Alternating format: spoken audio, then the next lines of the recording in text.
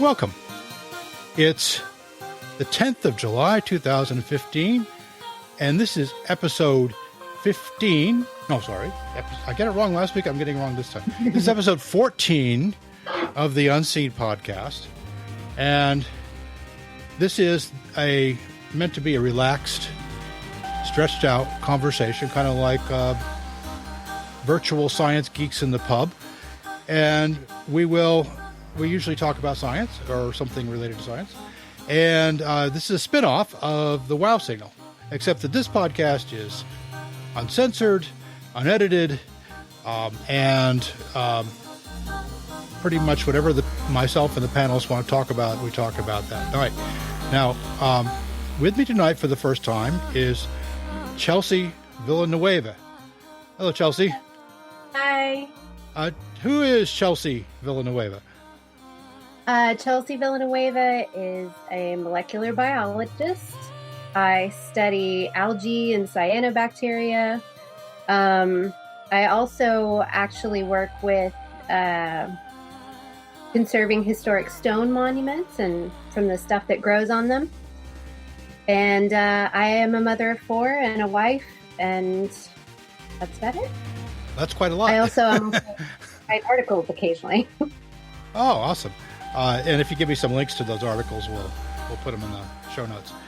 Okay. We have 2 or 3 of your favorites. Now, it was Chelsea's idea. The way we work this is that 3 weeks before we have the show, we start a topic thread.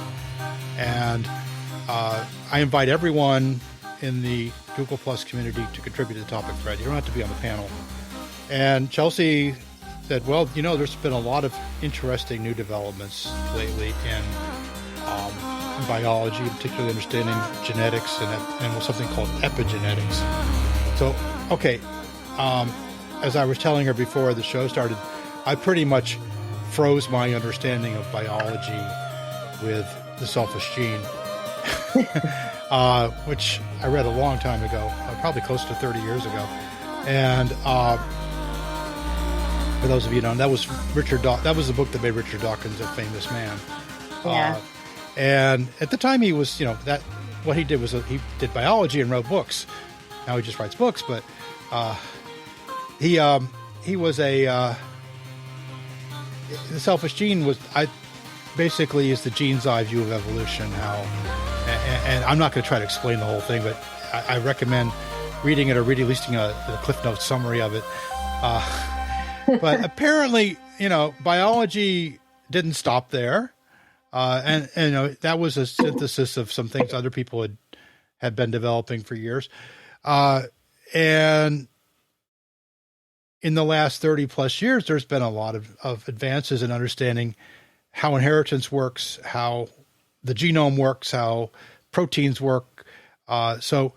Oh yeah. And this term epigenetics keeps coming up. Can you give us the layman's definition of epigenetics?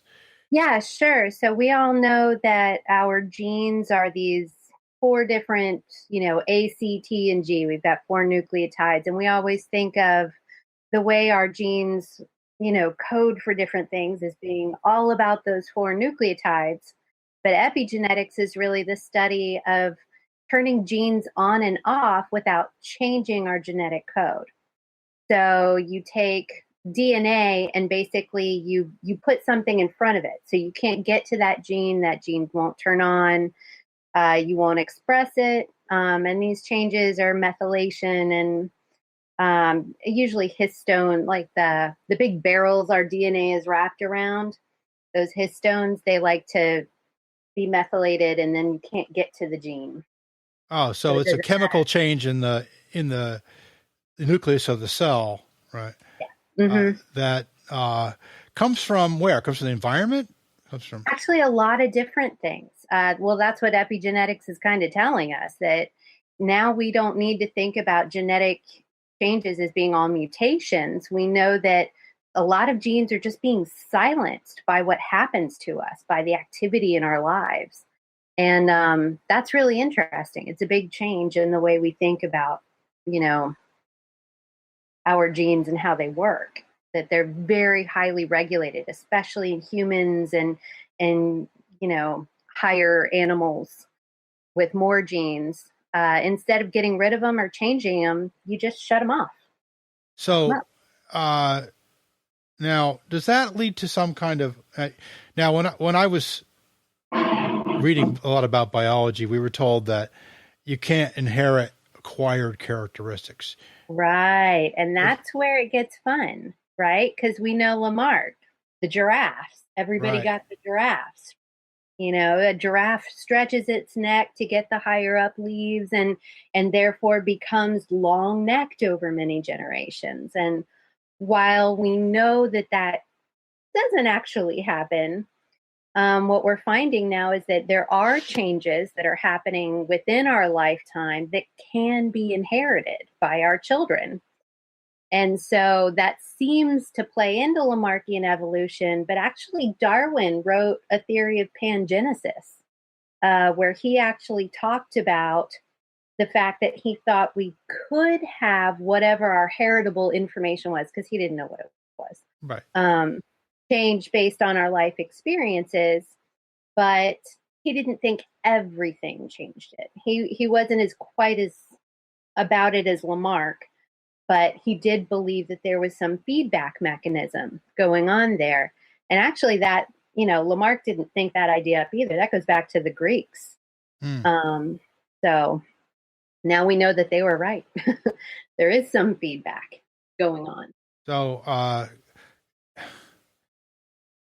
does this change our view of how natural selection works?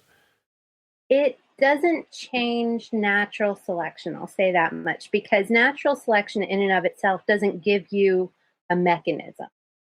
And with pangenesis, that was really Darwin's, here's my mechanism idea.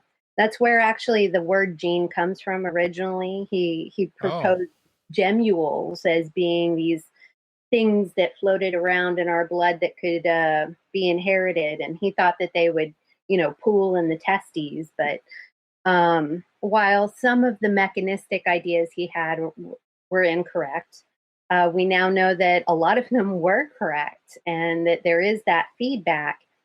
It's not quite like Lamarck never proposed a mechanism, but it's not going to undo natural selection, because those changes can still be selected for or against. Right. So it's a source of variation.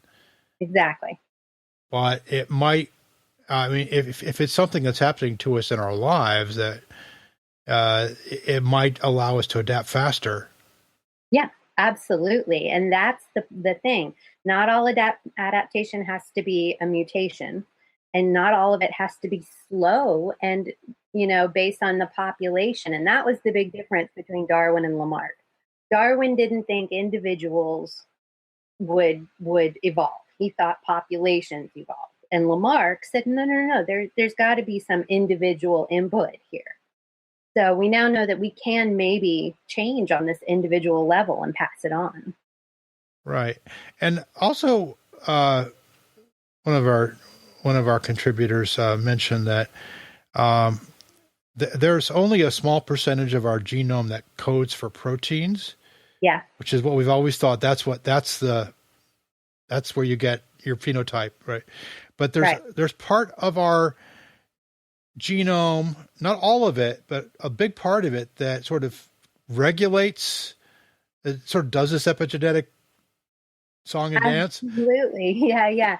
So it's something like 85 to 90% of our genome doesn't actually code for proteins. But what I like to tell kids in the biology department is, if it's doing something in an organism, it's a protein, because that's all that there is to life. Life is all about protein. And so we know that most of our DNA doesn't code for anything. And they thought for a long time that it was just extra. They called it junk DNA. And we know now it's not junk DNA. It's actually very important, because it helps to tell our genes what to turn on and what to turn off. It's our regulatory genome. Okay, so should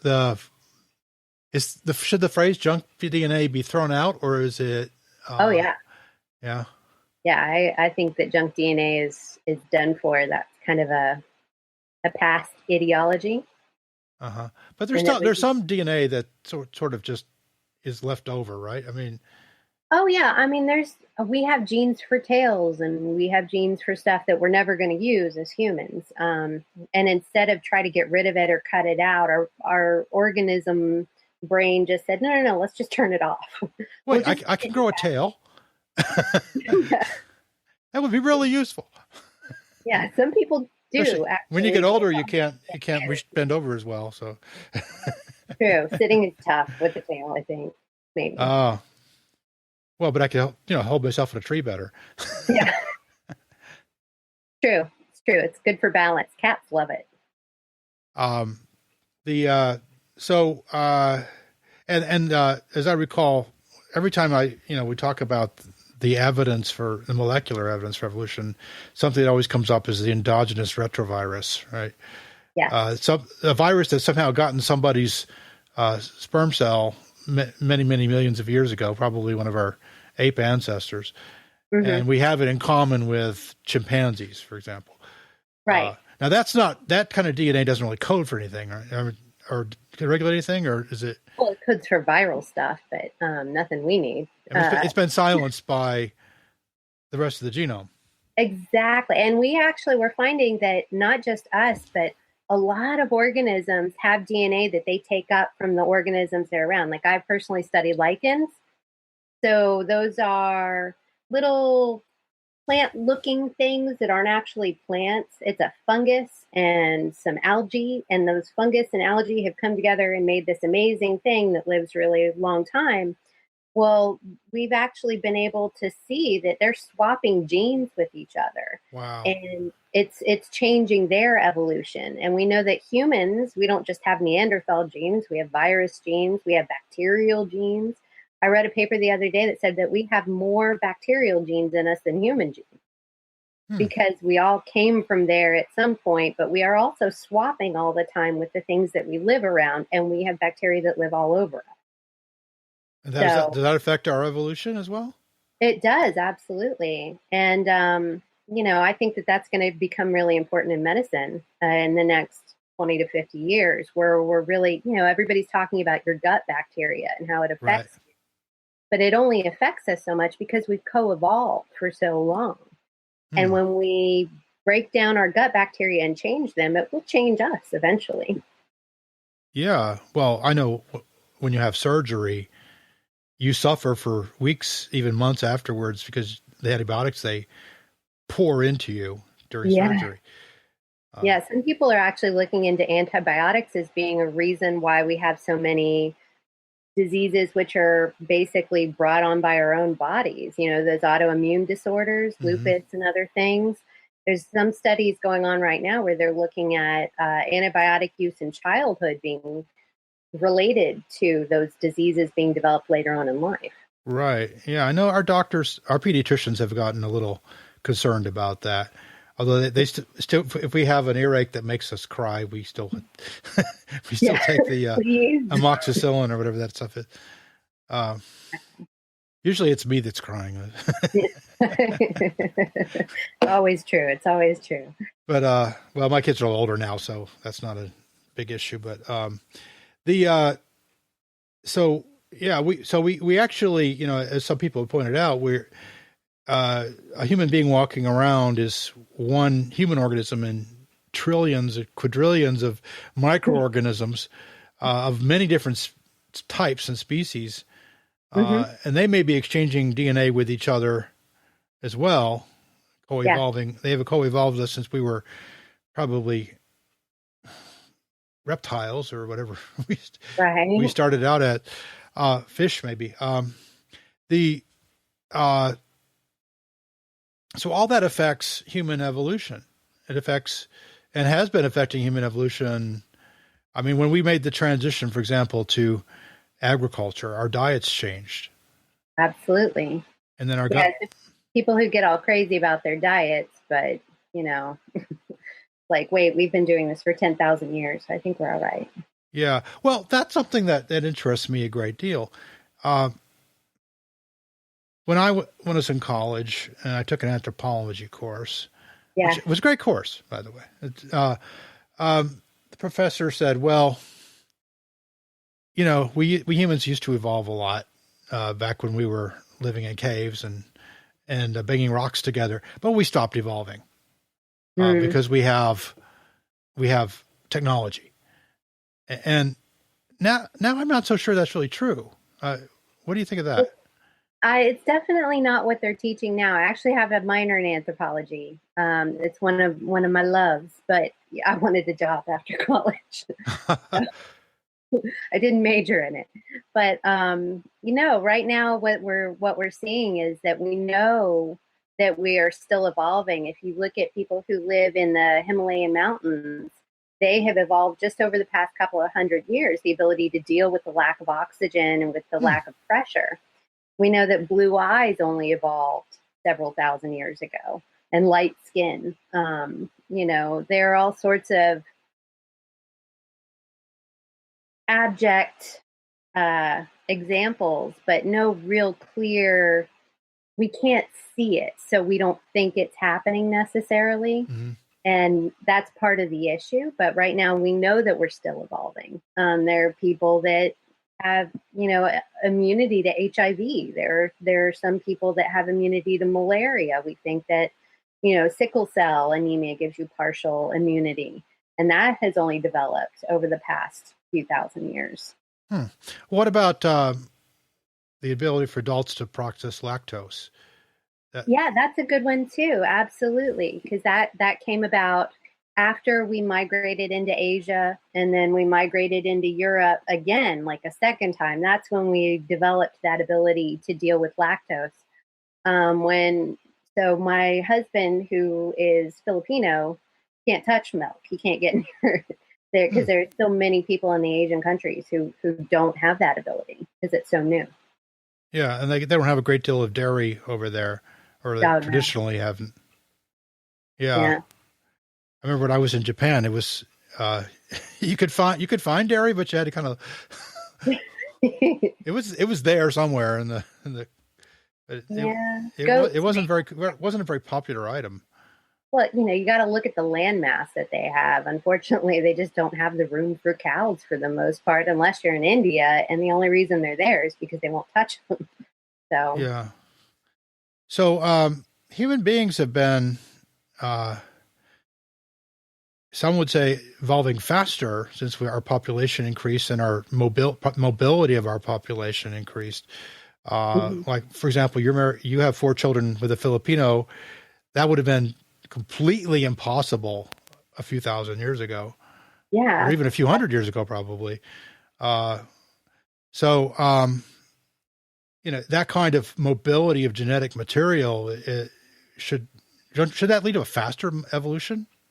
It really should. We're definitely intermarrying at a much greater pace, but with this new epigenetics, and especially the behavioral epigenetics, we know that evolution may be even more so, because what they have shown is that even the way your mother cares for you as a child can lead to massive epigenetic changes, which not only change how you deal with things like stress, but also how you parent your own children. So we all say we don't want to grow up. I'm not going to do what my mom did. I'm going to do it different. I said that many times. Yeah. We may be locked into that actually by these epigenetic changes, which we have absolutely no ability to deal with except for treating symptoms, so major depressive disorder, things like anxiety disorders, they actually may be very, very highly correlated with these epigenetic changes that are decreasing the number of receptors you have in your hippocampus for stress hormones, and end up making you, what they've shown in rats and mice is that mothers that aren't very good mothers, that don't take care of their babies, raise babies that don't deal with stress well and that don't nurture their children. And we know it's not genetic changes coming from the mother because they've swapped. They've taken, the pups of a mom who's really great from the pups of the mom who's terrible, and swapped them and still measured those epigenetic changes the same way. We know that they can also be reversed because they took mice who had these changes, who grew up with the mom that sucked and who already had the changes, and then they doused them with a drug that will actually demethylate your DNA. So it just wipes the slate clean. It takes all those, and the behaviors disappeared. All of the methylation disappeared. It's very good evidence. Yeah. Doesn't bode well for me, though. I mean, I love my mother. Well, the one thing that I can think of that's changed a lot in the last 10,000 years is population density. Oh, yeah. We used to live in little bands, scattered all over. You might see 100 people in your life. Now, of course, we live in very packed in areas, millions of people, and you see people every day. Mm-hmm. That may be affecting us as well, because we seem to have adapted to it somehow better than you would think we would have. Oh, right. And think about how all the technologies, not only that population density, we're all pushed in together. We have these little cutout houses, and I've got my garage, so I'm okay, But think about how even computers and technology and sterilizing our hands has changed our society. And what is that going to do in the next 50 to 100 years, Yeah, those kind of changes are interesting to think about. Yeah, they've been saying don't use the hand sanitizer, right? Oh, yeah. Because I'm all about wash if you have to, but I don't over. And let your kids go out and play in the dirt. Yeah, they and play with animals and my daughter's at the horse barn almost every day, so that's actually she's developing her immune system very well. Well, and they've shown that kids that are exposed to more when they're little have much better immune systems when they're older. So we know that it's actually necessary. It's really needed. Yeah. Just more people are not doing it. When I was little, it was just like, oh, those kids, they got dirty. Yeah. They go out, They get dirty. They pick things up that mother would never touch. Yeah. Well, believe me, there's bad stuff out there that you don't want in your mouth, but for the most part, we're evolved to deal with it, so we should. Yeah, well, I used to go pick up animals. When I was a kid, I'd go at frogs and snakes and. No snakes, no thank you. Lots of insects and so forth. I'm from Florida. Snakes are a hot ticket thing for me. Oh, yeah.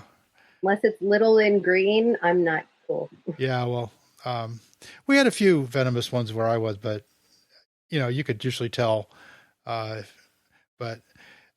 there were, that was normal. That was your parents and your mom expected you to come back dirty. Yeah. And okay, clothes off, jump in the tub. Mm-hmm. But now it's kind of like, oh my God, goodness, our children have to, they have to use hand sanitizer. Yeah. I think that some societies have over sterilized, where if you look at some, you were talking about anthropology, some that haven't gone that route, they tend to not necessarily live longer or be healthier, but they do have better immune systems. Mm-hmm. So they actually did a study of humans where they've started looking at these epigenetic changes in blood samples, because we can't, for the most part, we don't have a lot of human brains laying around to look at. Right. So when they started looking at these epigenetic changes in blood samples, they found that there's a huge difference in the number of those changes based on your socioeconomic status. And so that's interesting. You have to wonder how is that linked to other things like cleanliness? Yeah. Now I want Patrick FEsta just joined us. Hi, Patrick. Hi, Patrick. Hi, my apologies. I kind of dozed off before the time was up. Oh, that must have been nice. Yeah, I just jumped out of the chair. Yeah, well, okay. We've been talking about evolution, particularly recent human evolution. There's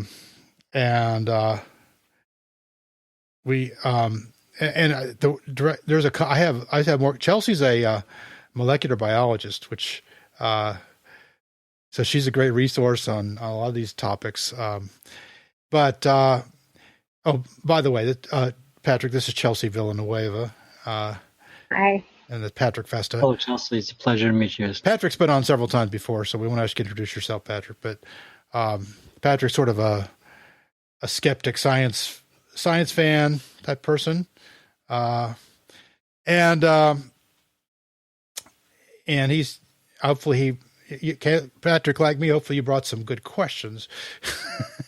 I don't have a whole lot. Like I told Chelsea, my knowledge of biology kind of froze around 1985. I figured it was solved. Now I'm hearing it wasn't completely solved, but and of course we still don't know about the origin of life, but that's a different topic. We're assuming we've got living things and they're changing all the time. Now one thing that she has raised is that we're now learning that genes get turned off and on by various influences, and that can actually result in inheritance to the next generation. So now you're getting this very complex interaction between environment and heredity. We already knew there was some interaction between, the old nature nurture thing that people used to say, is it nature or nurture? Well, and then the scientists would say, well, it's kind of nature influencing nurture and vice versa. But now we think that nature and nurture are very tightly coupled through this epigenetic mechanism that we're just starting to get a handle on. Very complicated set of mechanisms whereby genes can be silenced or activated. Now, Chelsea, one thing I don't know if you've heard about this. I bet you have, but and I should have better research at my fingertips, which I do not have. I apologize, but many scientists think that there's been a measurable increase in IQ in human populations in the last century or so, and and it seems to me like epigenetics might be part of the explanation, because we live in these very densely packed, complex societies. Mm-hmm. If you just take genes for intelligence being selected for generation to generation, it's moving too fast for that, right? Right.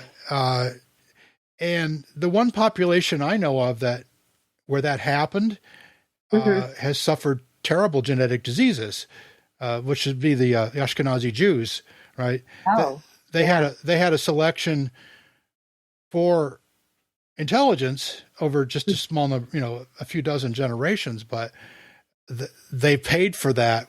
It's a sloppy process, right? They paid for it with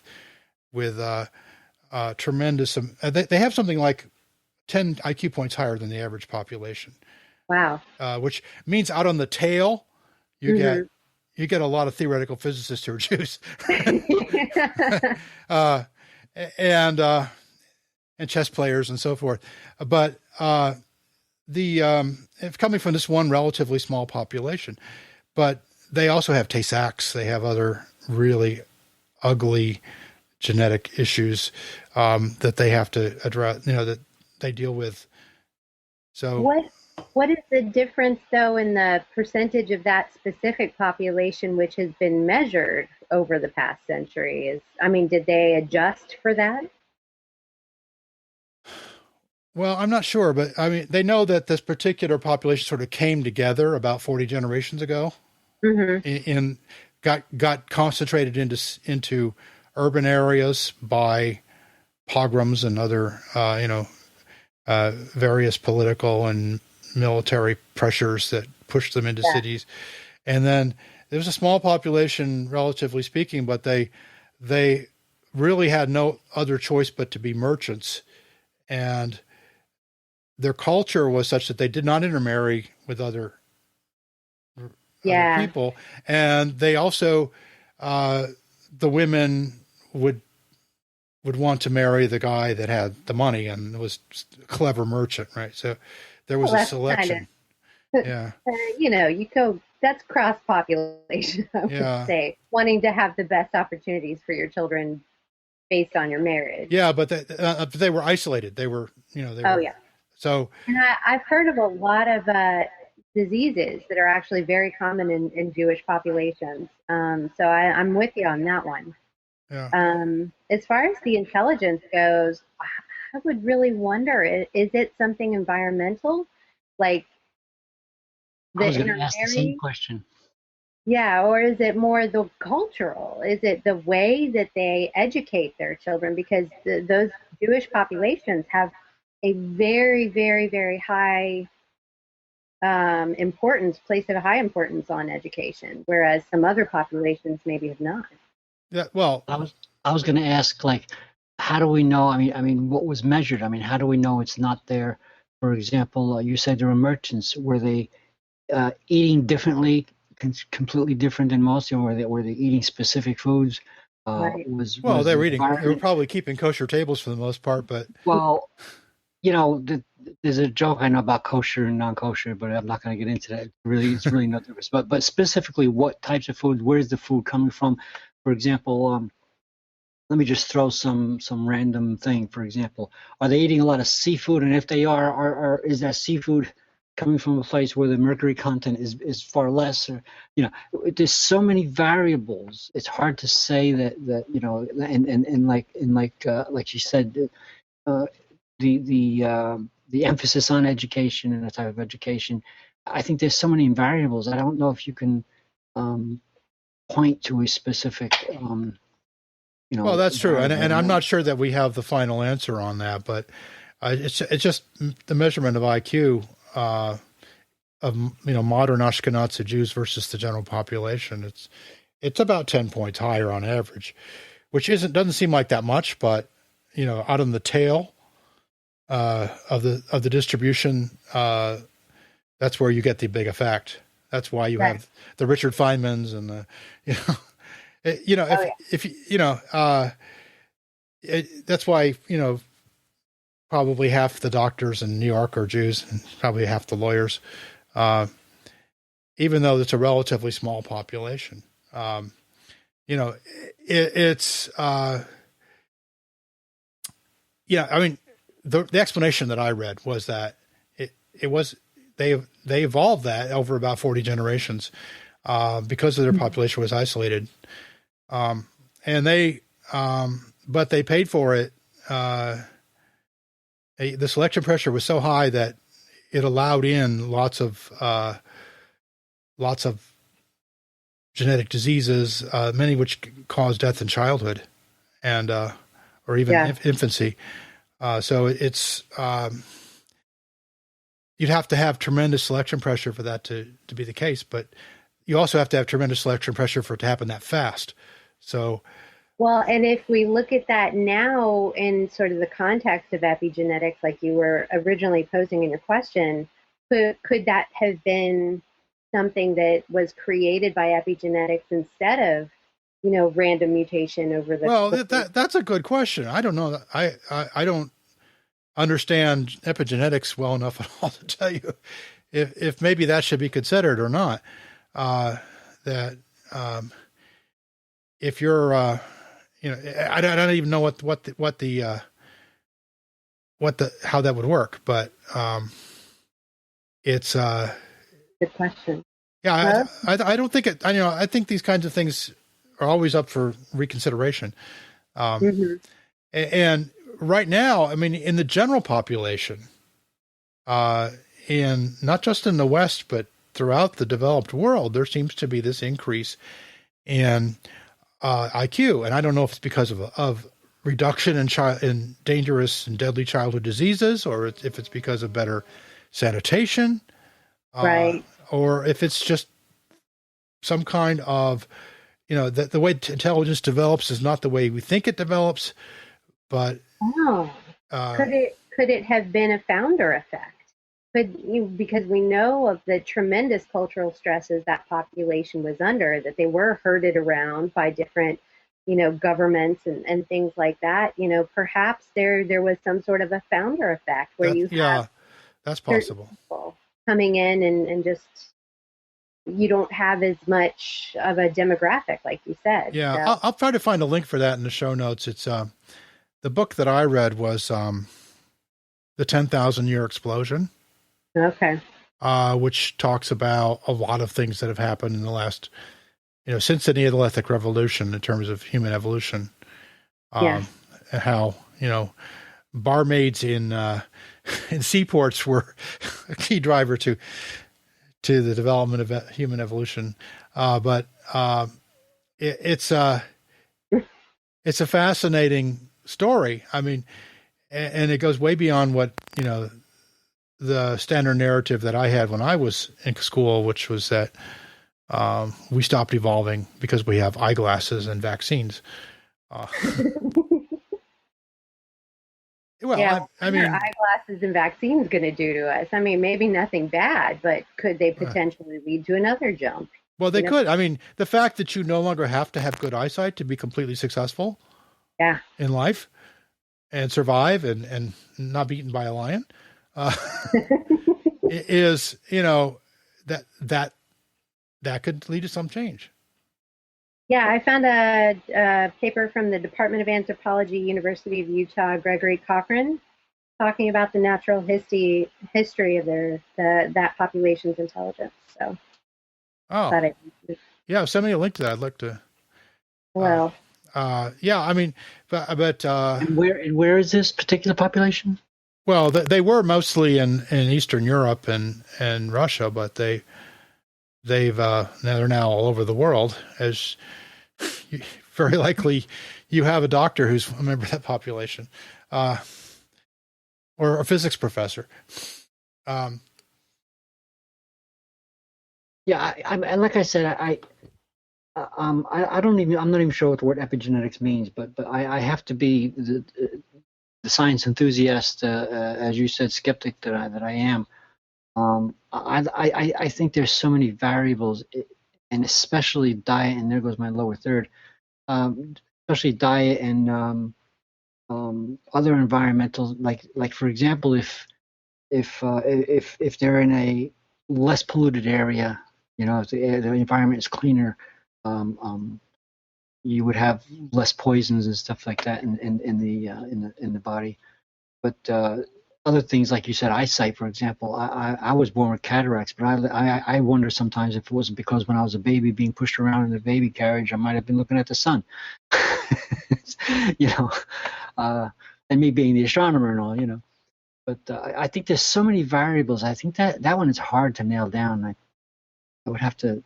Yeah. Well, I mean, you have to do like these mouse experiments to find out scientifically what really is epigenetic, right? And Chelsea was describing an experiment where you could take where the pups of a bad mother became bad mothers, even though if you took the same pups and put them with a good, or I think it was the other way around, right? So you take pups of a good mother, move them to the bad mother, they become bad mothers. Yes. Basically, what you have is that a good mom will raise pups who are calm, who deal with stress well, who parent their own pups well.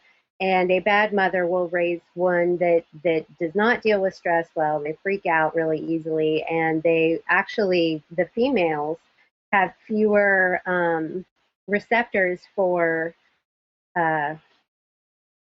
female hormones.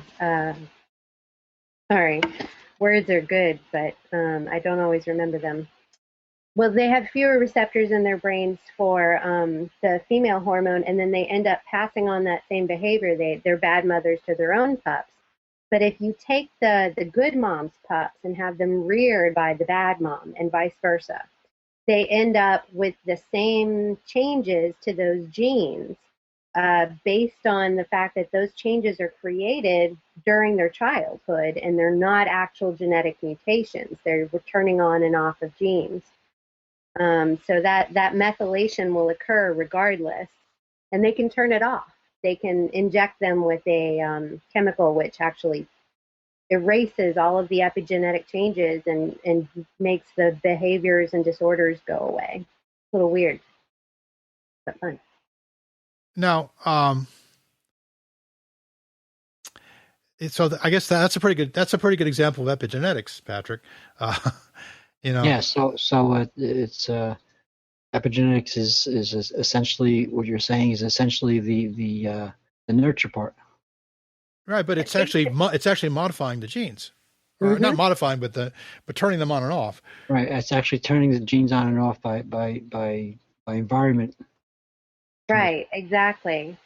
And we know that if that humans actually have these changes occur too. They looked at the brains of suicide victims, people who had killed themselves, and they compared, I think it was like 40 of each, suicide victims versus young people who had just died of natural causes. And they looked at those methylations. It's basically when you methylate DNA, you're putting a cap on it so that you can't get into that gene.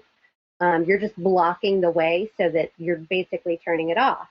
And they found that the hippocampus that deals with stress in us, the people who had committed suicide had much underdeveloped hippocampus versus the people who had, and they had far more methylation. And that if they were abused as a child, we had seen from them talking to a therapist and looking back at their medical histories, if they were abused as a child, they had almost double the amount of methylation within the genes that regulate the hippocampus. So what it's telling us is that those people actually had a genetic block that was keeping them from being able to get through their stresses, that it was actually affecting them, and that a lot of that where we can associate it with those bad childhoods, with that early abuse. And it tells us something about how instantaneous the effects on us can be from the nurturing. Mm-hmm. There was another study of actually Russians who were raised either in an orphanage versus Russians raised by their biological parents. And it was another one of the blood studies. And they found that the ones raised by their biological parents had half the amount of methylation in over 6,000 genes versus the ones that were raised in orphanages and had fairly terrible childhoods. Wow.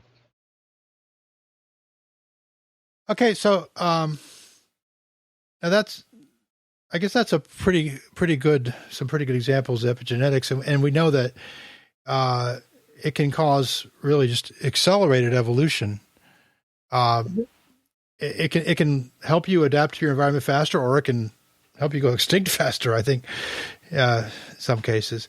Let's go. I want to get a little more speculative now, if that's okay. And because there's been a lot of discussion lately about some new techniques for modifying genomes and the implication for designer babies. And some people are saying designer babies are coming. Get over it. It's going to happen. The super rich can do it all they want. Nobody can stop them. Absolutely. So, and maybe even not super rich, maybe just kind of well-to-do people could do it. Now, there's this new technique called Crispr, which I think is pretty widely in use now. Uh-huh. Can you give us the layman's idea of how that works? Or have you familiar with it? That's not one of the ones I'm good at. I know the term. I've seen it in a lot of papers. But basically, it's a way of being able to get into the genome. You look at the whole genome, and you're able to sort out what genes do what, and basically change the ones you want. It's based on just regular techniques that we use all the time, where say I've got a fungus and I want to figure out whether or not it can do this. So I want to look for a gene. So I prime for it, and then I stick it in a bacteria, and I have the bacteria grow its DNA for me. Those are just our regular kind of molecular techniques. But now they're being able to be used, especially in China and some other places, on more human embryos, things like that. But it's a great question, because I just had a discussion about this the other day. if we could figure out how to deal with those epigenetic changes, because we can't turn them all off, that would be terrible. We'd end up not working. But if we can figure out how to turn some of them off, say we want to turn off the ones for cancer, or we want to turn off the ones that are going to cause depression. What's to say we can't turn off the one that keeps us from growing a tail? And then you can have a designer baby with a tail because the genes are there. They're just silent. Or turn on the ones that are the receptors for extra smarts. Yeah, exactly. Well, I mean, isn't that the first? I mean, first thing you'd want to do is make sure your baby didn't have any genetic diseases, right? Right. And then the second thing you'd want to do is make sure your baby was smart and good looking, right? And maybe athletic, right? So highly advanced cerebellum, nice symmetrical bone structure, all that stuff. That kind of thing is not impossible now, is it? It's getting to the point where we're not quite there, but we're really close, and it's worth talking about. It really is, even from a biologist standpoint. Yeah, and I'm sure there's going to be a lot of discussion about how it should be regulated and how it should be controlled. But I think the reality is you're not going to be able to. You're going to control it at least as well as you control the cocaine traffic into California. Yeah, exactly. Probably not much better than that. No, and think from country to country, going from one place to another. I mean, we already have companies that put all their holdings in other countries and people that go to other countries to adopt babies. Why won't we have people going to other countries that, will feel the regulation? Yeah, I mean, genetic tourism, right? Yeah, exactly. People already, we have every other kind of tourism. We have even libel tourism. But right. But what, so we could have, the incentive is so intense, so great, right? Yeah. Even though, at some point you've modified this genome of this child so much that it's not really your child anymore. It's some, mutant version of you.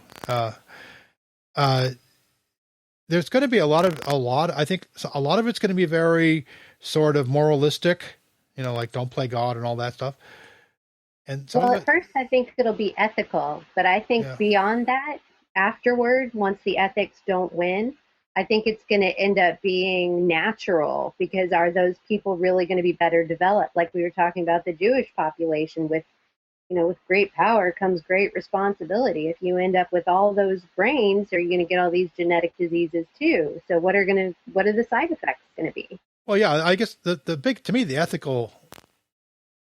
only real ethical question is what's the effect on the child, right? I mean, right. If you make your child into a super athlete, is it going to spend his whole life feeling depressed and miserable or something, as a side effect of that? Yeah, I honestly, I realize that they are beginning to know enough that they know that this is possible, but I think that the actual practice of something like this might not be for at least another 50 years or so, because it's still it's still like, I know how to connect that wire now, but what if I didn't turn the screw tight enough, kind of thing, or if that's a bad example. But not to be corny, believe it or not, Star Trek had an episode on this. It was drink. It was actually it was Star Trek Deep Space Nine. Dr. Bashir was a secret. It was kept a secret that he was actually a product of their now illegal genetic engineering. Well, that's fun. Yeah, and there was a whole episode on this whole entire subject, and it turns out that he was actually, of course this is just Star Trek, so don't you got to take this with a couple of shakerfuls of salt, but apparently it was found out that he was actually somewhat, or would have been born or was born mentally retarded, and they manipulated his genes to make him one of the most physical and intelligent doctors on in the, I was going to say on the planet, but wherever he was born, whether it was on Earth or Terra or another planet, but he was human. And he had not just smarts, but he had extremely, it was a joke where him and the engineer would play darts in the bar, and he, Dr. Bashir was able to just sort of toss him and get him into the bullseye all the time, and he would fake it so that he can play his friend, that sort of thing. Well, yeah, I mean, you may say you could outlaw it, but anything. It's just like with drugs. If the incentives are there, and the money is going to flow, then it's going to be really, really hard to control. Oh yeah. No, I'm also afraid. I'm sorry. I'm afraid of the controllers. Like, who are they going to be? Yeah, well, that's another issue. I mean, a lot of people including myself, will tell you that all our efforts to regulate recreational drugs are completely misguided. But one thing that's very, very clear that I don't think anybody will argue is that they have completely failed to stop the flow of recreational drugs. And absolutely. I mean, I don't personally indulge in them, but it doesn't mean I think that the laws to regulate them are wise. Like you said, it's for all the wrong reasons. Right now, we have the religious right wing trying to make laws for numerous erroneous things, including the gay marriage thing and stuff. Which thankfully was finally settled, but it's not really settled according to the religious. So I mean, who's going to be the controller? They're the ones that are complaining about this being playing God. Yeah, well, they're pretty butthurt right now. I got to let that settle in for a while. Yeah, but you could see this becoming the next religious argument. Yeah, I have no question that it will. Thank goodness for the Pope, though, right? Yeah, he's the only one coming down on the right side of things. I'm not a Catholic, but I love that Pope, I tell you. Well, I mean, I think that he's probably gone as far as he can with gay marriage at this point. Yeah. I think we're probably 3 or 4 popes away from them actually performing a gay wedding ceremony in a Catholic church, but yeah, probably. And there are those scientists who were somewhat unethical as well. I mean, especially in the military, yeah. Let's make our super army. Let's go ahead and do it. We know how to do this now. Well, the Tuskegee experiment with the black men with syphilis, Mm-hmm. classic example of unethical science. And because of people like that, every good scientist has to go through a human subjects committee that slows the research down by months. Right, exactly. And I like to tell people there are a lot of scientists who, I would say the majority of scientists get into it to help the world because they want to make things better because they love it. But they're definitely, whatever you do, if you're a cop, if you're a scientist, if you're a fireman, if you're a physicist, there's going to be people out there that just aren't good people and don't care. Yeah. That's true in every field I'm aware of. There are bad doctors, bad priests, and so on. So that's one possibility. I think we're going to definitely. I think that's in the upcoming generation. We're going to hit that, and there are going to be horror stories, and there are going to be casualties. There are going to be some children who are born with, horribly deformed or horribly crippled for life because somebody made a mistake. Yeah. There will be, but that's the kind of transitions we go through. We humans can't do anything cleanly. We have to make a mess, right? Well, I mean, there are already some tragedies. If you want to look at that, think about the Nazi research. Some of the stuff they did with twins and things like that. They messed up some lives, definitely, trying to do some very unethical research, and a lot of people were hurt. But then now it's funny how those ideas come back around.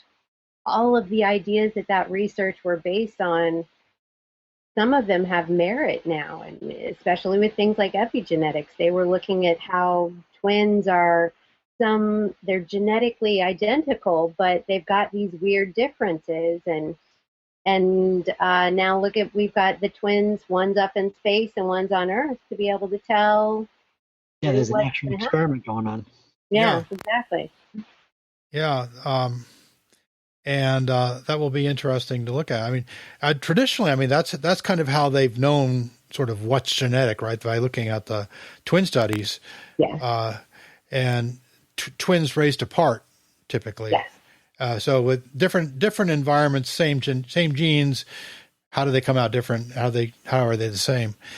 And there's been some surprises in those studies, but they're difficult studies to do. There aren't that many twins raised apart, for one thing. But yeah. Now, as we move, but there's a couple of things that I can think of as we move into the era of space travel, increasing space travel, and having more and more people live in space. There's going to be a lot of really not just a desire, but a need to modify our genomes to live on places like Mars successfully. We're gonna want that technology. We're gonna want to have it working for us reliably, and even, you know, when people say get large enough populations on Mars to start having natural babies, there's still going to be a desire to modify genomes. And not only that, but in addition to that, outside of our biology, there's going to be all kinds of new types of augmentation. Yeah. Well, and actually, that's a great question. I was really hoping you would bring that up, being the physicist. I love thinking about all of the things that are going to happen with space travel, because it's not just us we're going to change, but think about how we're talking about changing the genome of cyanobacteria in order to terraform Mars. Right. So what happens when we change those things we've evolved around, and how will that change us? Well, there's certainly some risks there, I would think. Absolutely. And even aside from the changes that we induce on purpose, again, it goes back to the environment. They say that, you know, the astrobiologists that were basically talking about people being born on Mars for decades, they've been saying things like, if you're born in a completely different environment, lower gravity, the air you breathe has to be manufactured for the time starting, and things like this, they are going to change almost immediately, like in a couple of generations, just because of the environment. And they're going to be, people on Mars are going to be truly Martians. Yeah, well, we don't want to, you know, the problem with natural selection is it's messy and leaves a lot of victims in its wake. So we'd like to kind of, if we can circumvent that to some extent. For example, here's an example. If we live on Mars, that's about 1/3 the gravity of Earth. So our bones and muscles are going to have a very different kind of environment to live in and to grow in. Right. And I think we're going to want to try to, if we start actually having babies born on Mars, we're going to want to modify their genomes for that lower gravity. They become genetic Martians. Oh yeah, well, and think about it. Anything that's alive doesn't waste energy. It doesn't make anything it doesn't need to, and that'll happen immediately. So as soon as, like you said, the bone density will reduce probably by the same amount that the gravity is reduced. But how will that change our physicality? How is that going to look? And how will that change what they're able to do? And then can those people never come back? Well, I think they would have a lot of difficulty coming back to the Earth. Yeah. I would envision that they would get slenderer and maybe a little taller. Yeah. And probably not as muscular as humans. They have thinner leg muscles, thinner bones.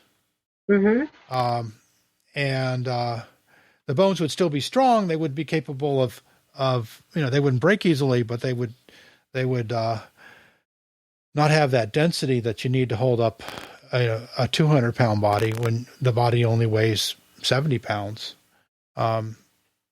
But we're also, organisms are selfish. So if we give up the bone density in our legs and in our feet and in our rib cage because we don't need it as much because of the change in gravity, are we going to then be able to have bigger craniums and develop larger brains and skulls because we don't need the energy to go to our muscle masses? I do not know the answer to that, but it's fun. I have a question for the biologist. I've often seen those scenarios in both science and science fiction as alike, and I wonder if it's not really can it be the opposite?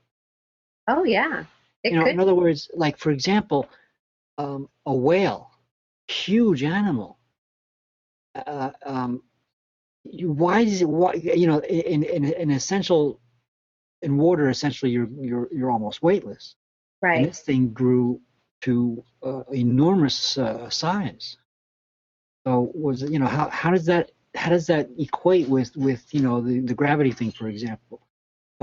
Just to think of one variable by itself is the gravity.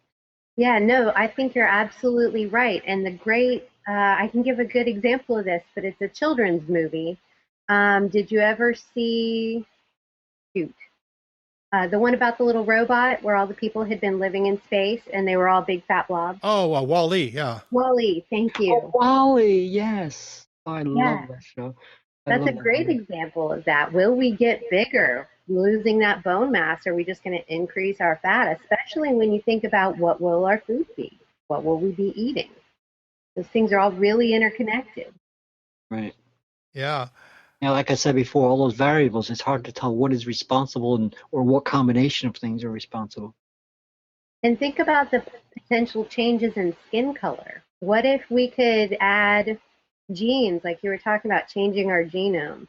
Well, there are lots of creatures that live under the water that create tones within their skin that are, say, more blue or more red. Could we potentially do that to ourselves because those tones will give us a greater protection on someplace, say Mars, where you've got less of an atmosphere and you have a much higher exposure?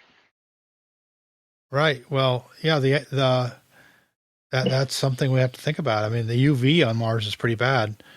Right. Even though it's further from the sun, we'd be very unlikely to go out in Mars with bare arms for a while. But yeah. We have to live underground. Yeah, there's the one thing that is more difficult would be radiation resistance.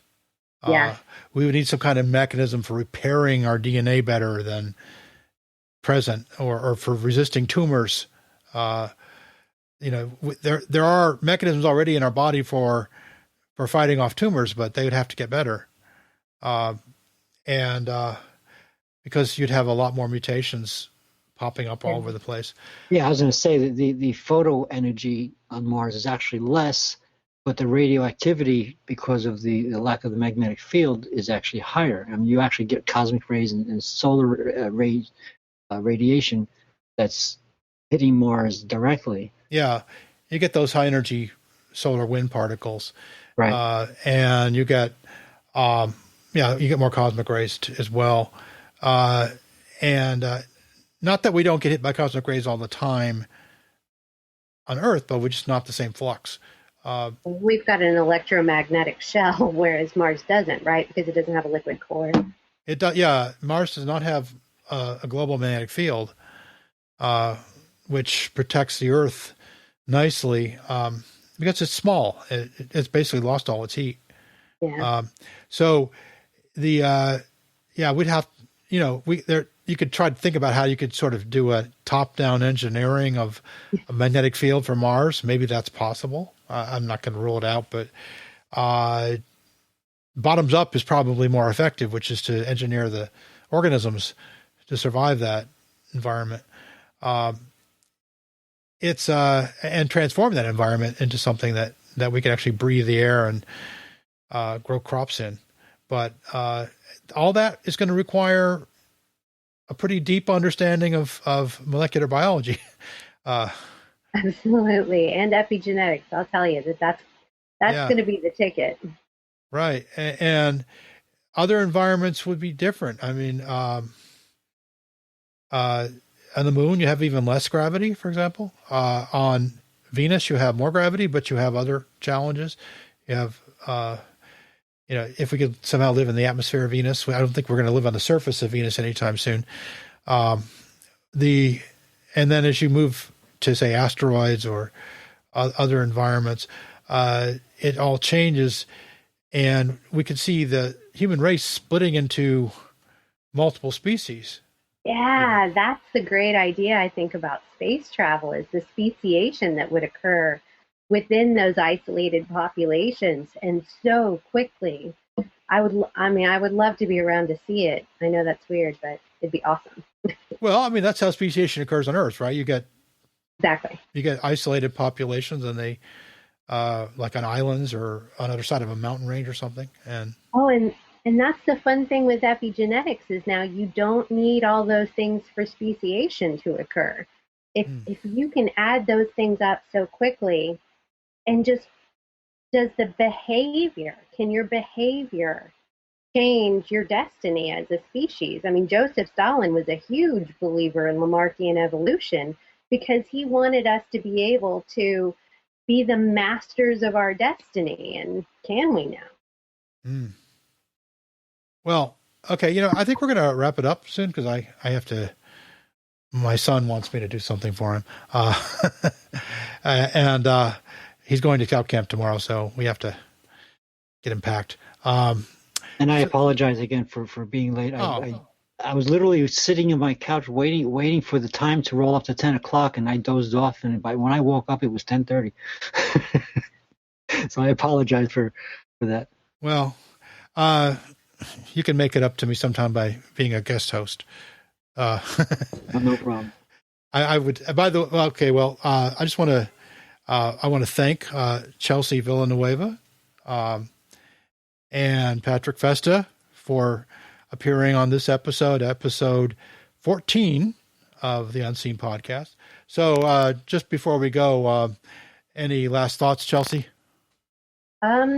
Thanks for having me. That one thing I knew about Mars is about the extent of my physics knowledge. So.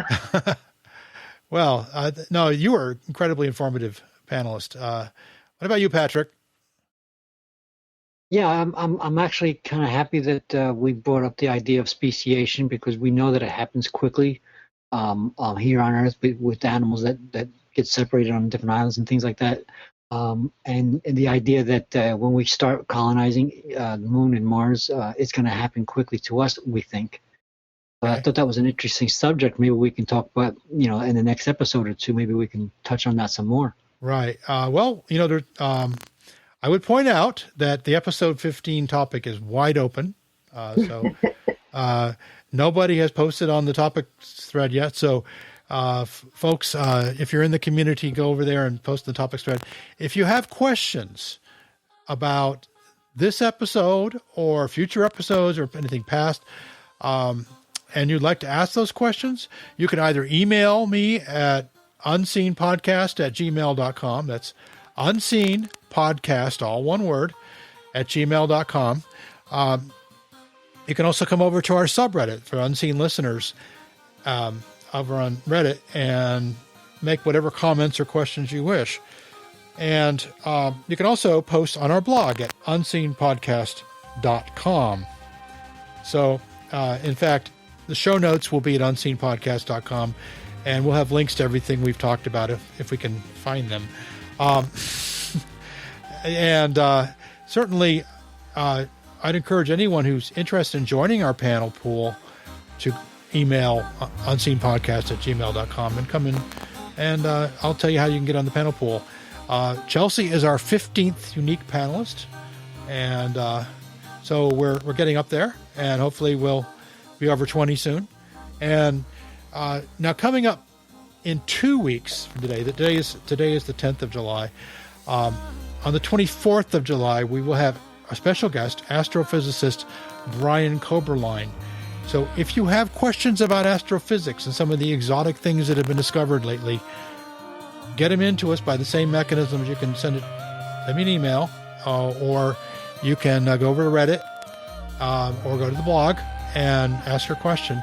And we'll try to get Brian to at least explain why we don't understand the answer. But if anybody, Brian is an excellent science communicator. I think if anybody can explain it, he can. So next week, we don't know what the subject will be. We'll be announcing that probably at showtime. Anyway, once again, thanks to Chelsea Villaneuva, Patrick FEsta, and we will see you next week on the Unseen Podcast.